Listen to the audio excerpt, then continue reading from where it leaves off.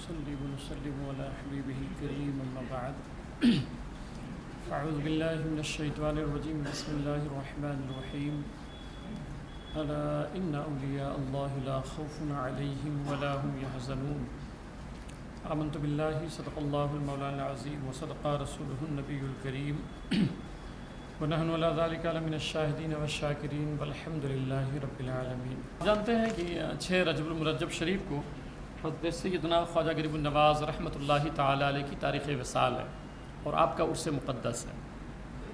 یہ 813واں عرس مقدس ہے۔ اب آپ سوچ لیجئے کہ آپ کو وصال کیے ہوئے کتنے سال ہو گئے؟ 813۔ یہ 6 رجب کو ہو جائیں گے 813 سال، مگر آج بچہ بچہ ان کا تذکرہ کر رہا ہے، ہر کوئی ان کو یاد کر رہا ہے، جبکہ بڑے بڑے بادشاہ گزرے ہیں۔ آپ دیکھیں بڑے بڑے سیٹھ عمرہ گزرے ہیں تو ان کا نام تک نہیں پتہ ہے بچوں کو، اور کب مرے وہ بھی نہیں پتہ ہے۔ اور جہاں ہیں، میں تو خود جب دلی کا سفر کیا تو میں نے اور آگرہ وغیرہ جب گیا تو کچھ بادشاہوں کے مقبرے پہ گیا دیکھنے کے لیے کہ کیا کیفیت اکبر وغیرہ کی، تو دیکھا ہم نے کہ چپل پہن کر کے لوگ جا رہے ہیں۔ یہ فرق سمجھا رہا ہوں کہ جو جسم پر حکومت کرے تو وہاں چپل پہن کے چلا جاتا ہے، جبکہ جب وہ زندہ تھے ایسے بادشاہ تو کوئی نظریں ملا نہیں سکتا تھا، مگر آج انتقال کے بعد لوگ چپل پہن کر کے چل رہے ہیں۔ مگر جس نے اپنی زندگی اللہ کی یاد میں گزار دی اور اللہ کی رضا کے لیے پوری زندگی وقف کر دی، 813 سال ہو گئے ہیں، جب آپ وہاں جائیں گے تو چپل پہلے نکالیں گے، غسل کرتے ہیں، خوشبو لگاتے ہیں، پھر اس کے بعد بارگاہوں میں حاضر ہوتے ہیں۔ وجہ کیا ہے؟ وجہ یہ ہے، فرق یہ ہے، ایک ہے زندگی دنیا کے لیے گزارنا اور ایک یہ ہے کہ زندگی اللہ کے لیے گزارنا۔ جو اللہ کے لیے گزارتا ہے تو اللہ تعالیٰ مرنے کے بعد اسے دوبارہ زندگی عطا فرما دیتا ہے، سب کی زبان پر پھر وہ نام ہوتے ہیں۔ تو میں اس پر چند باتیں، چونکہ ایک بات ہوئی تھی تو تھوڑا سا میں اس پر عرض کر دوں۔ پہلے تو چند حوالے عرض کر دوں۔ ہوتا یہ ہے کہ بھئی آج جو ماحول چل رہا ہے سوشل میڈیا کا، تو جیسے آراس آتے ہیں، عرس وغیرہ آتے ہیں، تو اعتراضات کا سلسلہ شروع ہو جاتا ہے۔ اولیاء کرام کی شانوں کی بات جب آتی ہے تو اعتراضات شروع ہو جاتے ہیں۔ اچھا میں آپ کو بتاؤں، میں بڑا کول مائنڈ ہوں، میں کبھی بھی کوئی مجھ سے سوال کرتا ہے تو بہت محبت کے ساتھ جواب دیتا ہوں، مسکراتے ہوئے جواب دیتا ہوں۔ میں ایک عالم ہوں، میرا کام ہے۔ تو کل بھی اللہ کا شکر ہے ایک صاحب آئے تو کچھ باتیں ہوئیں، 3:15 بجے تک کم و بیش باتیں ہوئیں۔ آخر میں انہوں نے کہا کہ حضرت آج میرے علم میں کافی اضافہ ہو گیا اللہ کی توفیق سے۔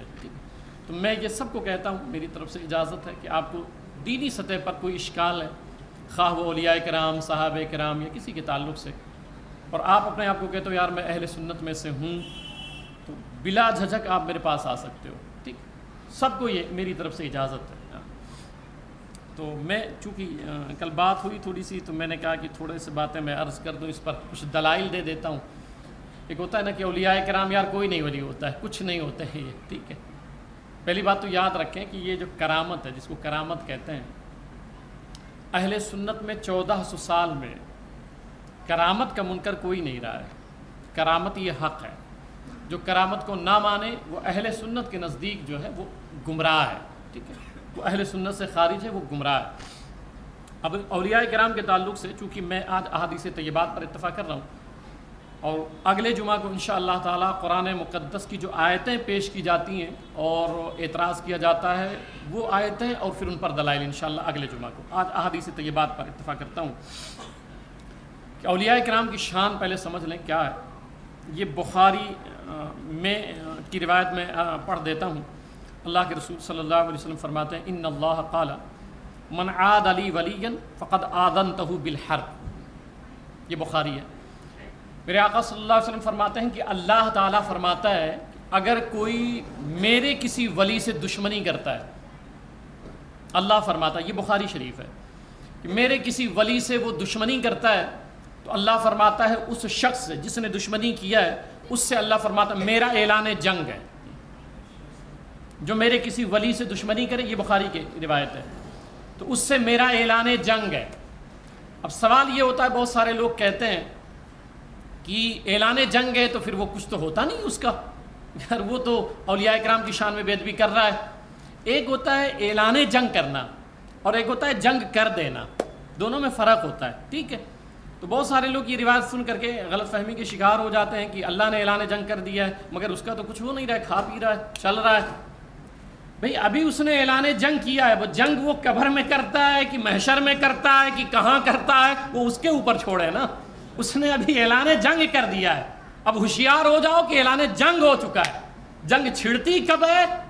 وہ اللہ کی شان، وہ اللہ کی ذات ہے، جب چاہے وہ چھیڑ دے۔ اب اللہ سے کوئی جنگ کر پائے گا؟ اللہ سے کوئی لڑ پائے گا؟ اچھا آگے فرماتا ہے وما تقرب الی عبدی بشیء احب الی مما افترضت علیہ وما یزال عبدی یتقرب الی بالنوافل حتی احبہ۔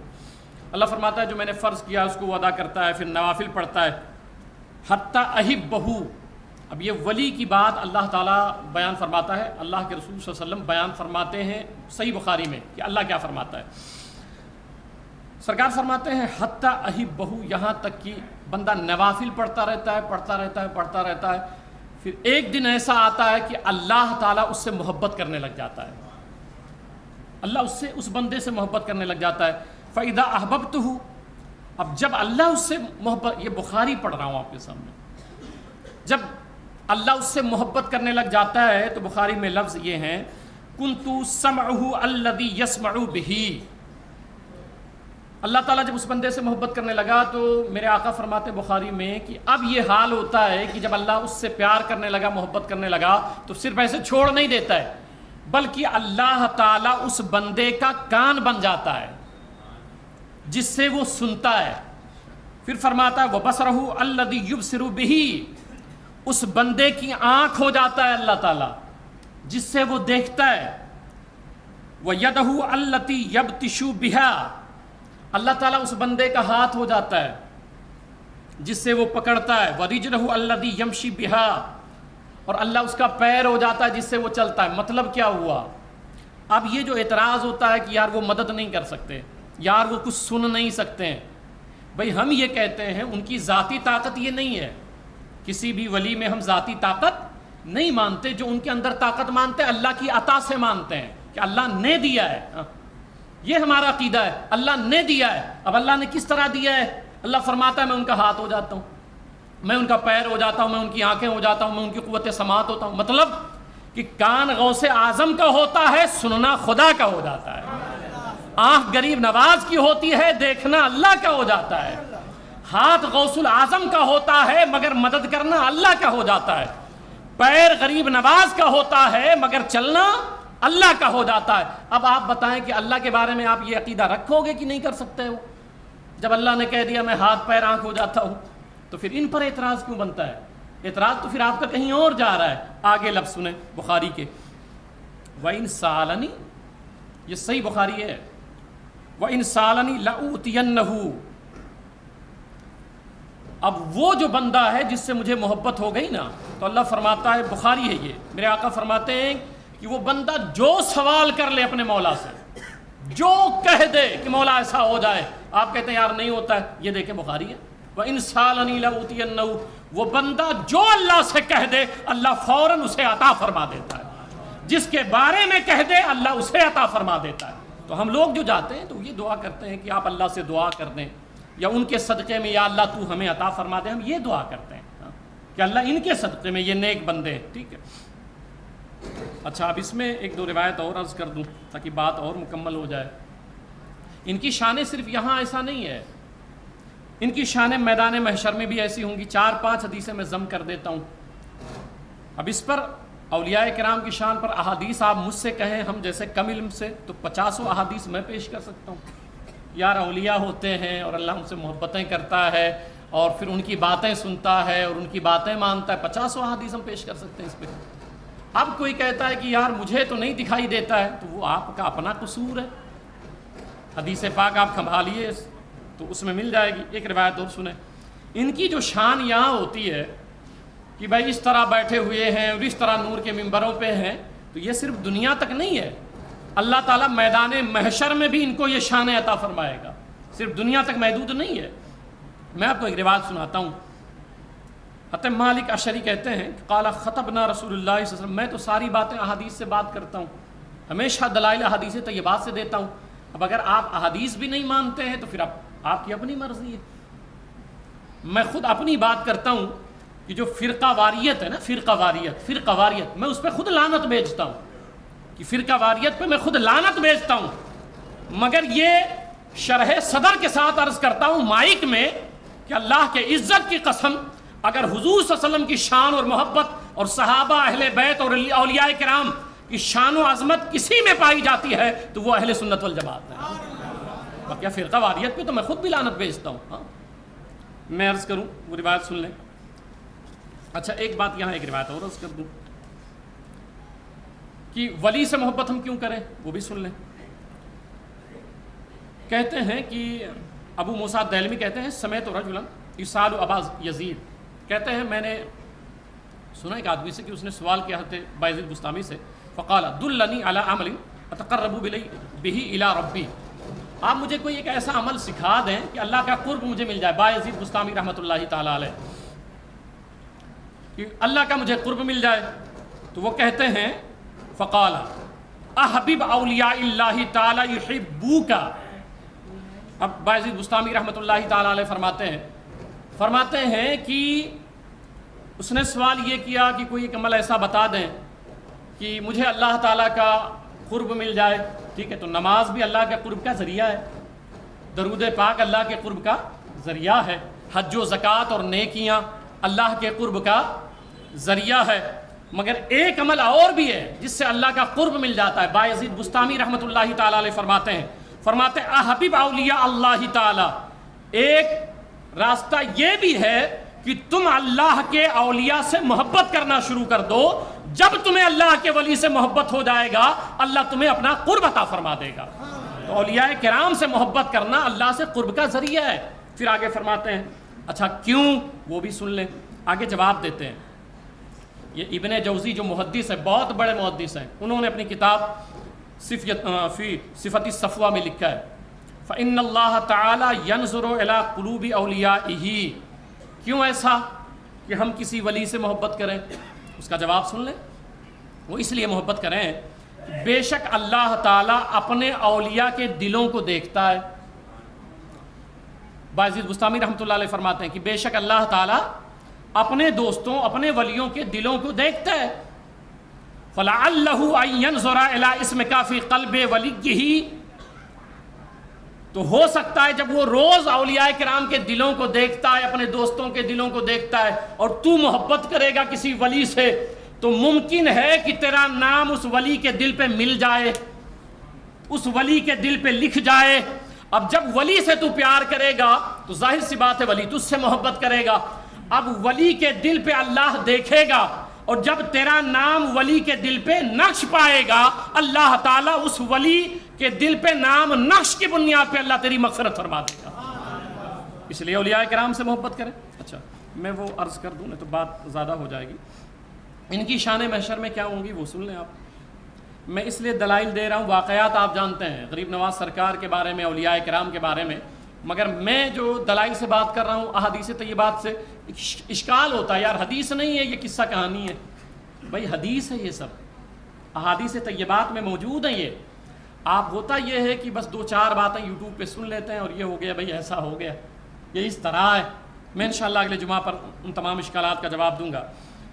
تو حضرت مالک اشعری کہتے ہیں کہ سرکار اسلام نے خطبہ دیا فقال اعقلوا ان للہ عبادا لیسوا بانبیاء ولا شہداء یغبطہم النبیون والشہداء لمکانہم وقربہم من اللہ.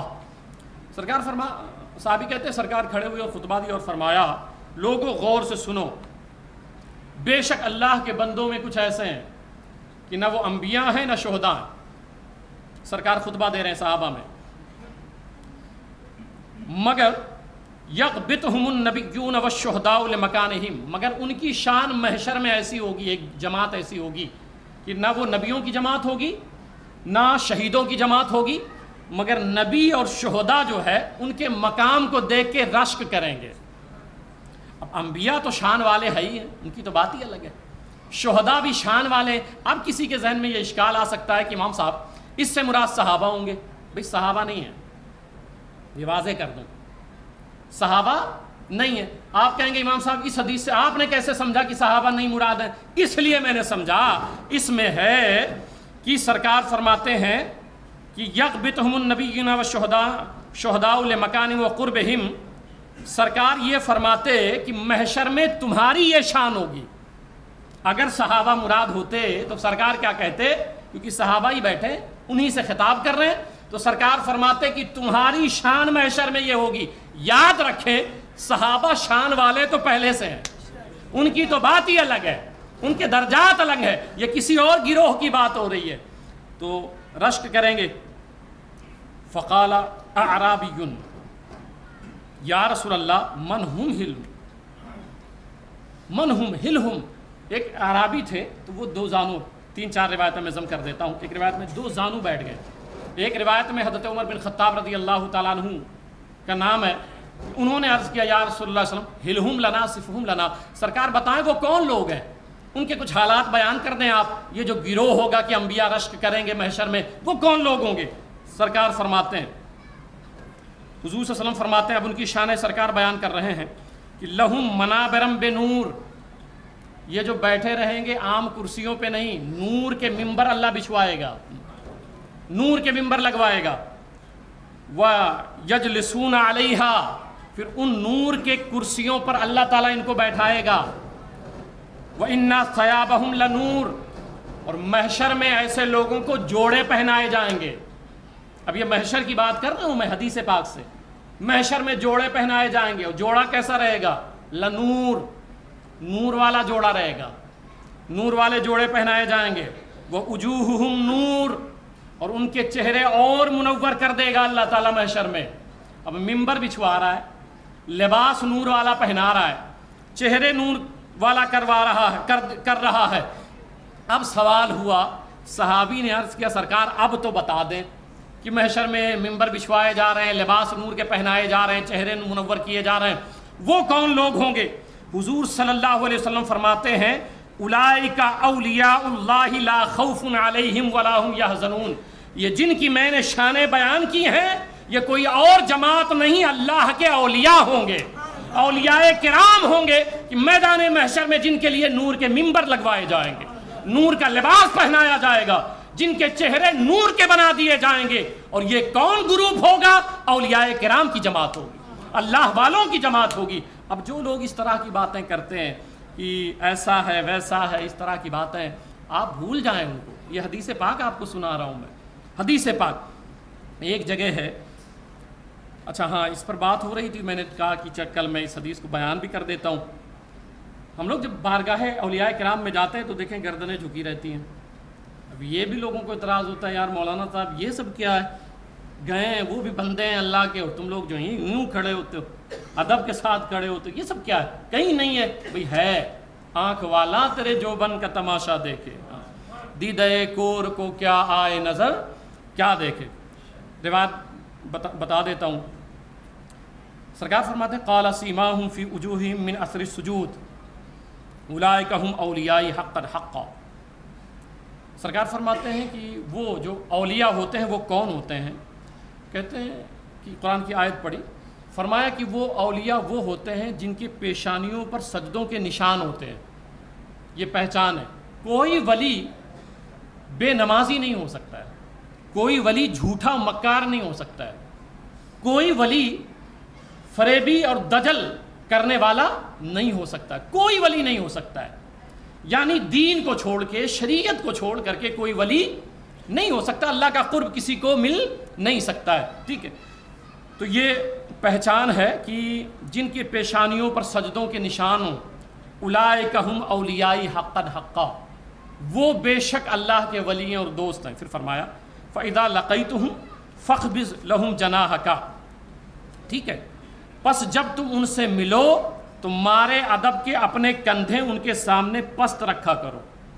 اب یہ میری بات ہے، یہ جو لوگ اعتراض کیے بیٹھے رہتے ہیں اولیاء کی بارگاہ میں جاتے ہو، یار یہ کیا ہے، ایسا لگتا ہے جیسے نماز میں کھڑے ہوئے ہو، ایسا لگتا ہے کہ اس طرح جھک رہے ہو، یہ سب کیا ہے، گردنیں جھکائے ہوئے ہو۔ بھئی یہ ہے جو سرکار نے حکم دیا ہے، ہم سرکار کے حکم پر عمل کرتے ہیں، سرکار کے فرمان پہ عمل کرتے ہیں۔ سرکار فرماتے جب اولیاء کرام کے دربار میں جاؤ، ان کی بارگاہوں میں جاؤ، تو مارے ادب کے اپنے کندھے ان کے سامنے پست رکھا کرو اور اپنے دل و زبان کو ان کا مطیع بناؤ۔ جب اولیاء کرام کی بارگاہ میں جاؤ تو بڑبڑ مت کیا کرو، نیک لوگوں کی صحبت میں بیٹھو۔ تو بہت ہمارے حالات اتنے خراب ہیں، میں نے دیکھا ہے، میں تو بارگاہوں کا بڑا مؤدب رہا ہوں اور بڑے بڑوں کی بارگاہ میں رہا ہوں میں، تو میں نے دیکھا ہے کہ کچھ ایسے قریب رہتے ہیں اور اس طرح بڑ کرتے ہیں، صحبتوں میں رہتے ہیں مگر صحبت کا اثر نہیں ہوتا ہے، صحبت کا اثر نہیں ہوتا ہے۔ یعنی آپ جب اللہ والوں کی بارگاہ میں جاؤ تو آپ کا ذہن کلین ہو اور آپ کا دل کلین ہونا چاہیے، زمین صاف ستھری ذہن اور دل کی ہونی چاہیے، تب فیض ملے گا۔ اب یہ سوچو کہ بھرے بھی رہو اور کچھ مل بھی جائے، تو ایک مثال دے دیتا ہوں میں، بات آگے ورنہ چلے پہلے اس روایت کو مکمل کر دوں۔ اور پھر اللہ تعالیٰ فرماتا ہے کہ یہ جان لو کہ جس شخص نے، سرکار کے ذریعے بتاتا ہے کہ یہ جان لو کہ جس شخص نے میرے کسی ولی کی توہین کی اور اسے خوف زدہ کیا، میں عربی عبارت پڑھ دوں۔ اللہ فرماتا ہے کہ وَعْلَمْ أَنَّهُ مَنْ أَهَانَ لِي وَلِيًّا أَوْ أَخَافَهُ فَقَدْ بَازَرَنِي بِالْمُحَارَبَةِ وَبِآذَانِي وَعَرَضَ لِنَفْسِهِ وَدَعَانِي إِلَيْكَ وَأَنَا أَسْرَعُ شَيْءٍ۔ میں صرف ترجمہ پڑھ دیتا ہوں کہ جس نے میرے کسی ولی کی توہین کی، اور اس روایت کے تعلق سے میں عرض کر دوں کہ اس روایت کی سند صحیح ہے، ٹھیک ہے۔ میں جس شخص نے میرے کسی ولی کی توہین کی اور اسے خوف زدہ کیا، ستایا، تکلیف دی، تو اس نے میرے ساتھ اعلان جنگ کر دیا۔ اللہ فرماتا ہے کہ جس نے میرے کسی ولی کی اہانت کی اور اس کے بارے میں نازیبہ کلمات کہے، اللہ فرماتا ہے اس شخص نے بھی میرے ساتھ اعلان جنگ کر دیا، اعلان جنگ کر دیا اور میرے سامنے کھل کر مقابلے میں آ گیا۔ آپ سوچیں اللہ تعالیٰ کیا فرماتا ہے کہ جس نے کسی ولی کی توہین کی اور نازیبہ کلمات کہے اس کے تعلق سے، تو اس نے میرے ساتھ اعلان جنگ کر دیا اور میرے مقابلے میں وہ کھل کے آ گیا۔ اور پھر اللہ فرماتا ہے کیا وہ شخص، اب پھر سمجھا رہا ہے کہ کیا وہ شخص جو میرے ساتھ جنگ کرنے کا ارادہ اور گمان کرتا ہے، یعنی ولی کی توہین کرتا ہے، میرے سامنے ٹھہر سکے گا؟ اب اللہ خود بیان کرتا ہے کہ اس کو دیکھو کہ وہ میرے ولی کی شان میں بے ادبی گستاخی کرتا ہے، مجھ سے اعلان جنگ کرتا ہے، میں رب ہوں، اس کو پتہ ہے، جانتا ہے کہ میں نے اس کو پیدا کیا ہے، وہ میرے سامنے ٹھہر پائے گا؟ وہ مجھے عاجز کر سکے گا؟ یا جو میرے ساتھ مقابلہ کرتا ہے یہ گمان کرتا ہے کہ وہ مجھ سے سبقت یا فوقیت لے جائے گا؟ اللہ فرماتا ہے بھلا یہ کیسے ہو سکتا ہے؟ میں اپنے اولیاء کی خاطر دنیا آخرت میں انتقام لینے والا ہوں اور ان کی دنیا آخرت میں مدد کرنے والا ہوں۔ کسی ولی سے اگر آپ دشمنی کرتے ہیں اللہ والے سے، تو یہ مت سوچیں کہ آپ بچ جائیں گے، دنیا میں بھی آپ کو بھگتنا ہوگا، آخرت میں بھی آپ کو بھگتنا ہوگا۔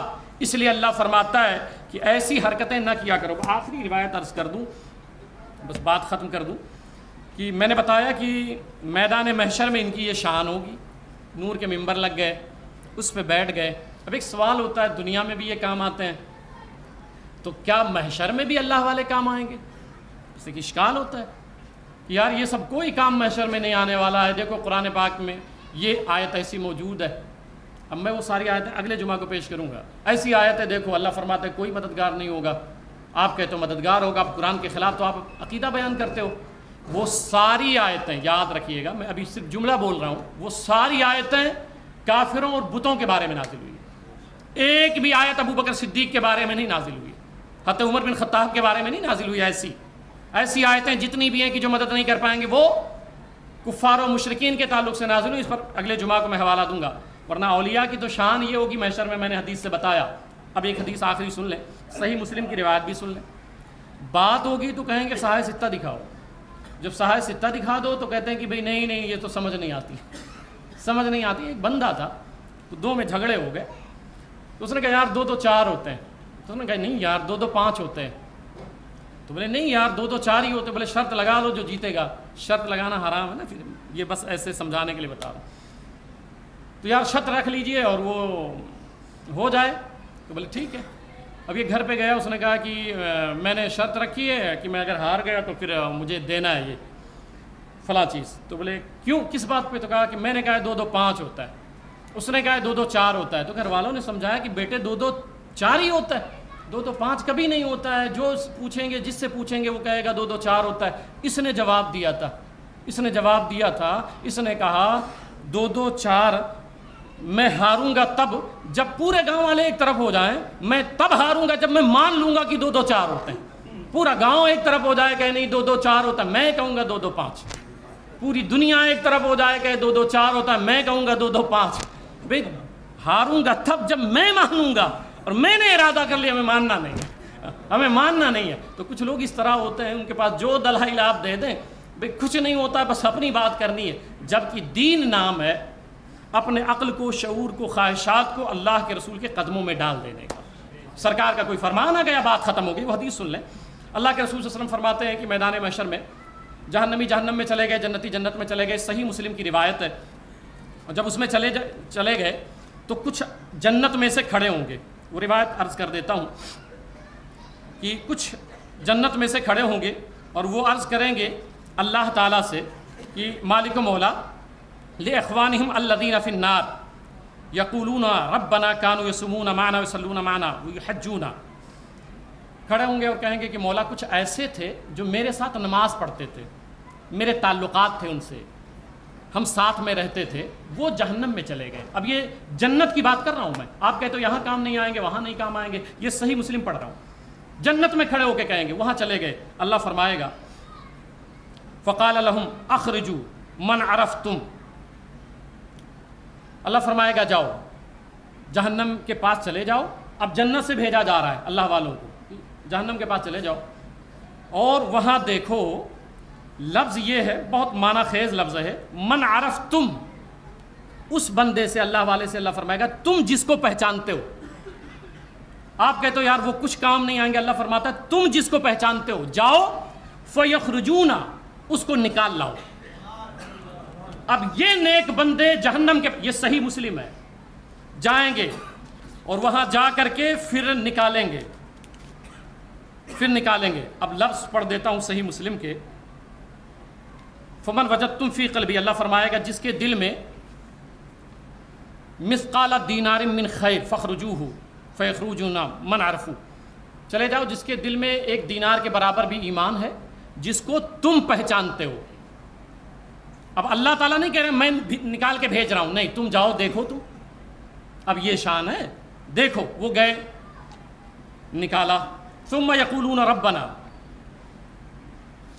عرض کریں گے مولا کچھ اور چھوٹ گئے، بہت لمبی فہرست تھی ہمارے محبین کی، تو اللہ فرمائے گا جاؤ، فمن وجدتم فی قلبہ نصف دینار من ایمان فخرجوہ من عرفوا، چلے جاؤ جس کے دل میں آدھے دینار کے برابر بھی ایمان ہے، اس کو نکال لو، جنت میں لے آؤ۔ جائیں گے، پھر نکال لائیں گے، پھر عرض کریں گے مولا کچھ اور چھوٹ گئے، اللہ فرمائے گا کہ جاؤ اذهبوا فمن وجدتم فی قلبہ ذرۃ من ایمان فخرجوہ من عرفوا، یہ صحیح مسلم ہے، چلے جاؤ جس کے دل میں ذرہ برابر بھی ایمان ہے مگر جس کو تم پہچانتے ہو۔ پہلے ایمان کا درجہ 1 دینار، پھر آدھا دینار، پھر 1 ذرے کے برابر، مگر تینوں میں جو بات رہی قابل غور وہ یہ کہ تم جس کو پہچانتے ہو، تم جس کو پہچانتے ہو اس کو وہاں سے نکال لو اور جنت میں لے آؤ۔ یہ لوگ لیتے آئیں گے، ہاں لے کے جہنم سے آئیں گے، اللہ والے لے کے آئیں گے۔ اب سوال یہ ہے کہ پہچان کیسے بنتا ہے؟ یہ تو آپ جانتے ہو یہ صحیح مسلم ہے کہ وہاں جو جنت میں جا کے نکال رہے ہیں تو کس بنیاد پہ؟ پہچان کی بنیاد پہ، پہچان والوں کو نکال لاؤ۔ اب پہچان کیسے بنتا ہے؟ پہچان سلام سے بنتا ہے، پہچان سلام سے بنتا ہے۔ یہی اہل سنت کا عقیدہ ہے کہ بھئی مزارات پہ جایا کریں، اللہ والوں کی صحبت میں جایا کریں، اللہ والوں سے مصافحہ کیا کریں، سلام کیا کریں، تاکہ دنیا میں سلام کی بنیاد پہ آپ کی پہچان ہو جائے، اور یہی پہچان جنت میں کام آنے والی ہے، محشر میں بھی کام آئے گی اور جنت میں بھی کام آئے گی۔